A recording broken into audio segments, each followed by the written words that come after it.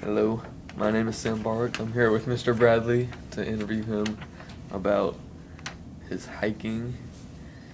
So, how did you get into hiking? Well, it actually wasn't really until later in life. I didn't do a lot of it when I was a kid or a teenager. I married Mrs. Bradley, and that had always been a big part of her life growing up. And so she's originally from New Hampshire, so probably in the late 90s, she took me up into the mountains there, and it was awesome just to be out in the mountains and those big views and being able to spend time with her. And that was it was a really cool way to kind of have all those things come together. And so I just wanted to do more of that. Ooh. Where is your favorite place to hike? Well, I guess I would give two answers. Like one is the realistic answer, and one is sort of like the fantastic answer. The most awesome hiking I've ever done was in 2006 when I got to go to Nepal and trek all the way up to Everest Base Camp. And if you love mountains, I mean, that is just the best place to be. It's like the Mountains Hall of Fame. Walking where all these really famous climbers have walked and being able to see the world's biggest mountain with your own eyes. I mean, that's fantastic.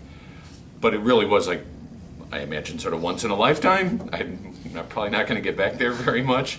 So, like, the realistic answer is New Hampshire, because I've done the most out there.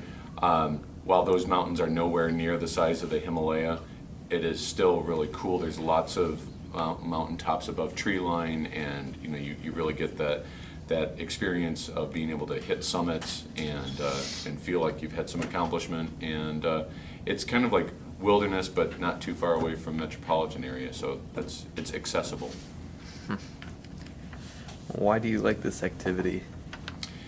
There's a lot of different answers for that question.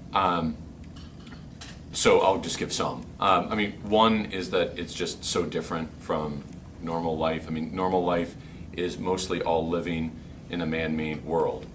Teaching, you're dealing with man-made thoughts, and you're working in a building with artificial light and artificial heat, and all of that is nice and it's convenient, but it's not the real world. And so this makes sure to get some connection back out to the real world, which I think is good, because then it gives perspective as to like where you rank in the world, which is actually a pretty small place. I mean, we get kind of used to the idea of being able to control everything, like when we want lights on, when we want heat, or when we want cool. And when you're out hiking, you realize that you have to adjust yourself to that larger world instead of vice versa.